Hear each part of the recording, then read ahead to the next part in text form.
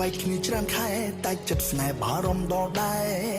សុបិនឃើញតែអារម្មណ៍ឆ្លូពេលនៅចិត្តគ្នាប្រចាំខ្វែងគុំនឹកទងតែងមិនជានាមមិនទុកចិត្តគឺមានតែឆ្លូអ្នកថ្មីមកដល់ជាបាច់ចិត្តដែលសពីចាំងនាងសួរច្រើនណាស់ថាហេតុអ្វីបែកពីអ្នកអញ្ចឹងភ័យក្រែងចិត្តខ្លាចអារម្មណ៍បាំងធ្វើយ៉ាងម៉េចមានតែបន្លប់សុំទោ